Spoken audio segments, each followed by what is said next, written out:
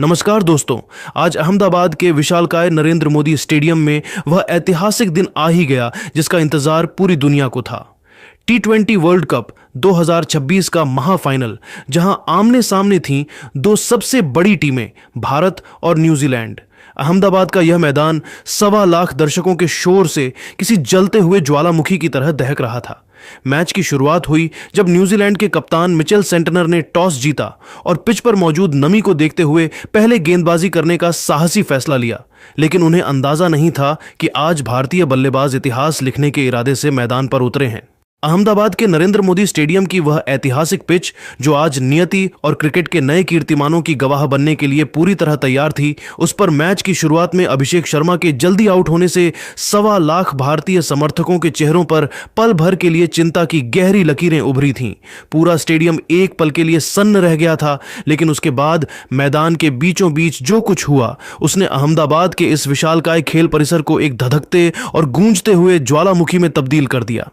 Crease पर pocket dynamo के नाम से विश्वविख्यात ईशान किशन और अपनी शाही नजाकत भरी बल्लेबाजी के लिए मशहूर संजू सैमसन की जोड़ी ने कीवी गेंदबाजों की ऐसी बखिया उधेड़नी शुरू की कि न्यूजीलैंड के अनुभवी कप्तान मिचेल सेंटनर पूरी तरह से असहाय और किंकर्तव्य विमूढ़ नजर आने लगे। अहमदाबाद के नरेंद्र मोदी स्टेडियम की वह ऐतिहासिक पिच, जो आज नियति और क्रिकेट के नए कीर्तिमानों की गवाह बनने के लिए पूरी तरह तैयार थी, उस पर संजू सैमसन का प्रदर्शन देख ऐसा प्रतीत हो रहा था मानो वे आज किसी और ही ग्रह से किसी दैवीय प्रेरणा के साथ बल्लेबाजी करने उतरे थे।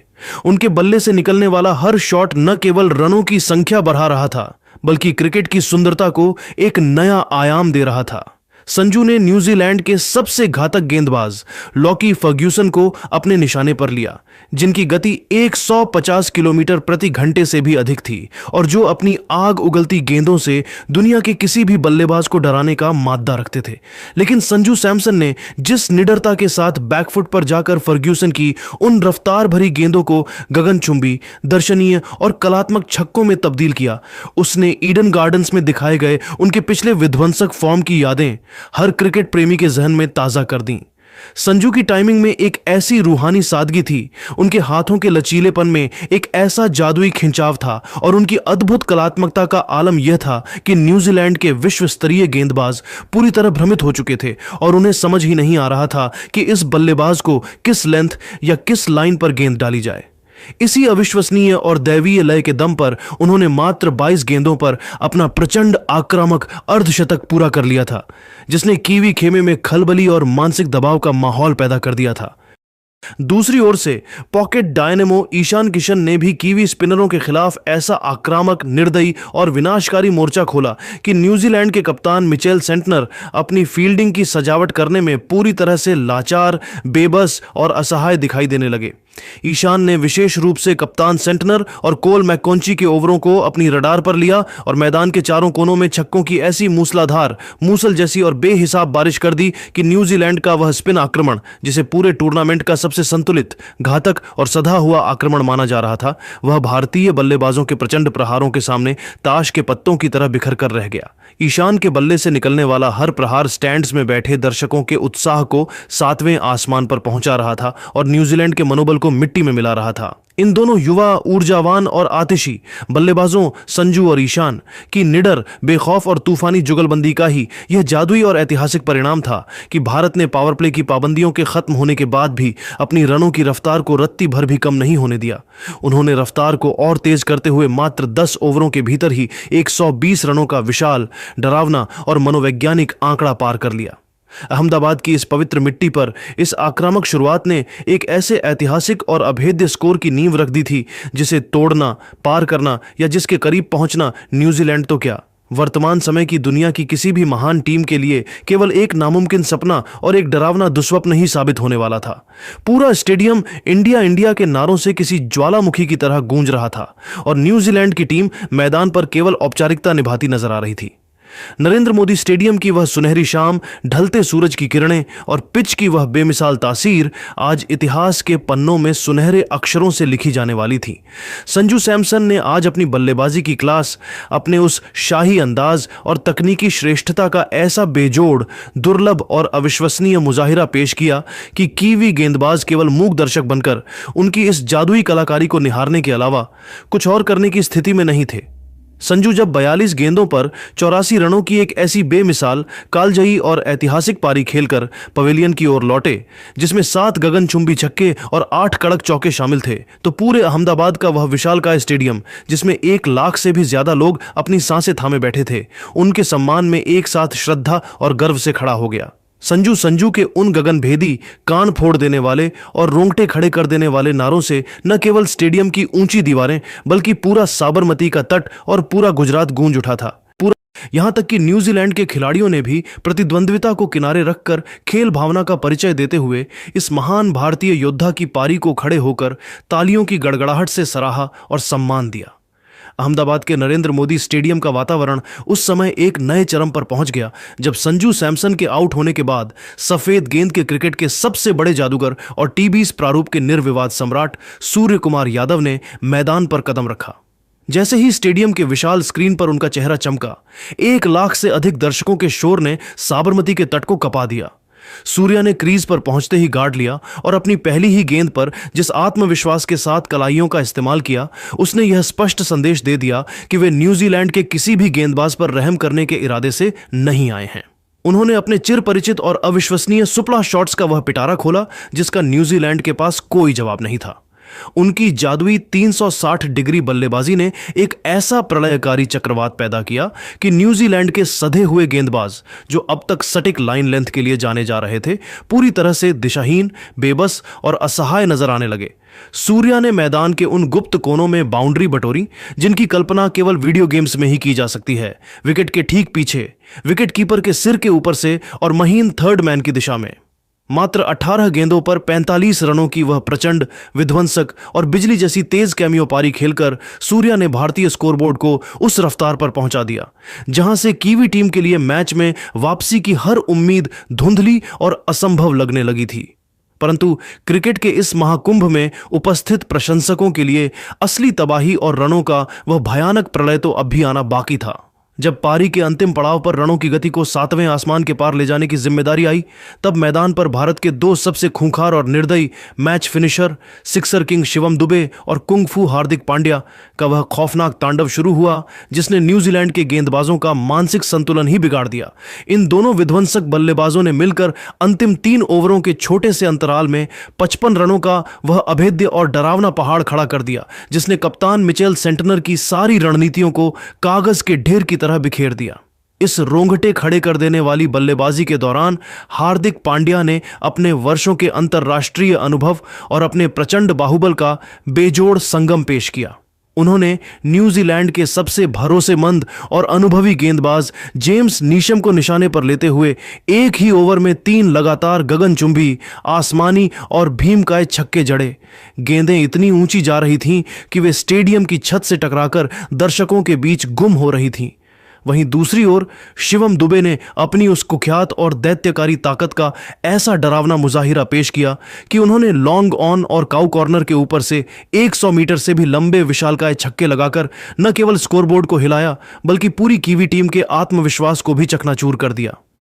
इन दोनों बल्लेबाजों के उस ऐतिहासिक और विध्वंसक फिनिशिंग टच की बदौलत टीम इंडिया ने निर्धारित 20 ओवरों की समाप्ति पर 242 रनों का एक हिमालयी लक्ष्य न्यूजीलैंड के सामने खड़ा कर दिया।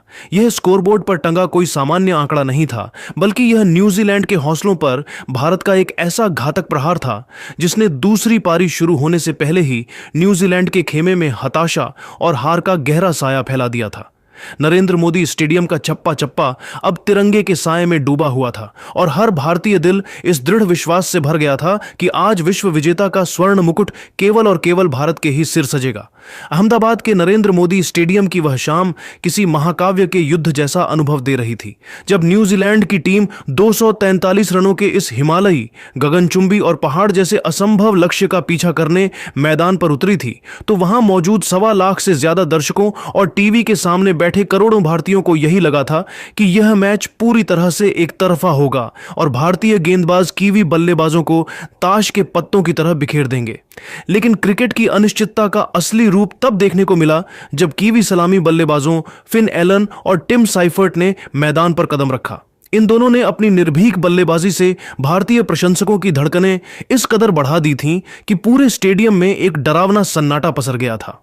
अहमदाबाद के उस विशाल नरेंद्र मोदी स्टेडियम में जब न्यूजीलैंड की टीम 243 रनों के हिमालयी लक्ष्य का पीछा करने उतरी तो फिन एलन के तेवरों को देखकर ऐसा लग रहा था मानो उन्होंने आज मैदान पर रनों का तांडव करने की कसम खा रखी थी। एलन ने अपनी पारी के पहले ही ओवर में दुनिया के सबसे घातक, सटीक और यॉर्कर किंग के नाम से मशहूर जसप्रीत बुमराह को अपने निशाने पर लिया। एक ऐसा गेंदबाज जिसके सामने दुनिया के बड़े बड़े बल्लेबाज रक्षात्मक होने पर मजबूर हो जाते हैं।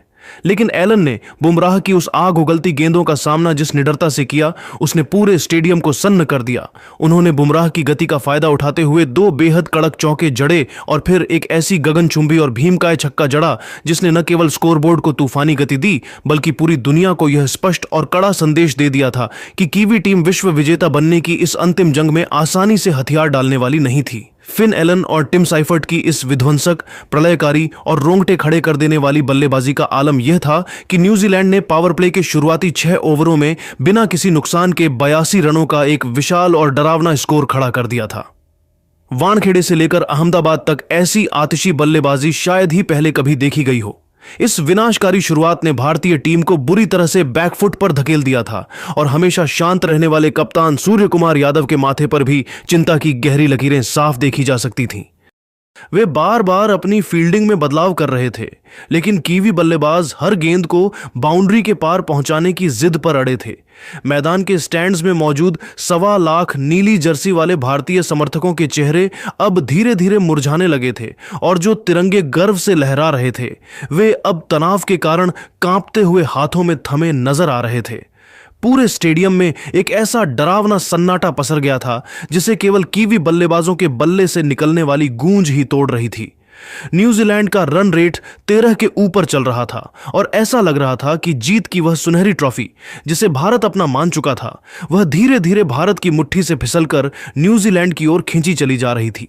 हर बीतती गेंद के साथ भारतीय प्रशंसकों की सांसें अटक रही थीं और मैच एक ऐसे मोड़ पर खड़ा था जहां से कीवी टीम अजेय नजर आने लगी थी। लेकिन ठीक उसी समय जब भारत को किसी चमत्कार की सबसे सख्त और आखिरी जरूरत थी, कप्तान सूर्या ने एक जुआ खेला और गेंद अर्शदीप सिंह के हाथों में थमाई। अर्शदीप ने उस दबाव भरे माहौल में अपनी जादुई स्विंग और पैर तोड़ने वाली सटीक यॉर्कर के बेजोड़ मिश्रण से उस एक ऐतिहासिक ओवर में पूरे मैच का पासा ही पलट कर रख दिया। उन्होंने पहले तो न्यूजीलैंड के लिए सबसे बड़ा खतरा बने फिन एलन को अपनी एक लहराती हुई स्विंग गेंद पर चकमा देकर पवेलियन की राह दिखाई और फिर उसी ओवर की अगली कुछ गेंदों के भीतर ही रचिन रविंद्र की गिल्लियां बिखेरकर अहमदाबाद के मैदान में फिर से जान फूंक दी। यह भारत की मैच में एक ऐसी शानदार और गौरवशाली वापसी थी जिसने कीवी खेमे में हड़कंप मचा दिया।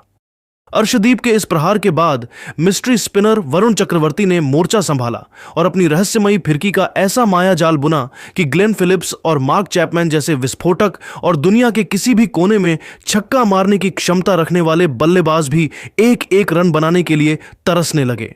वरुण की उंगलियों से निकलने वाली हर गेंद एक पहेली बन गई थी जिसने न्यूजीलैंड की रनों की रफ्तार पर पूरी तरह से लगाम लगा दी थी। स्टेडियम का माहौल अब बदल चुका था और भारतीय प्रशंसक एक बार फिर इंडिया इंडिया के नारों से आसमान को गूंजायमान कर रहे थे।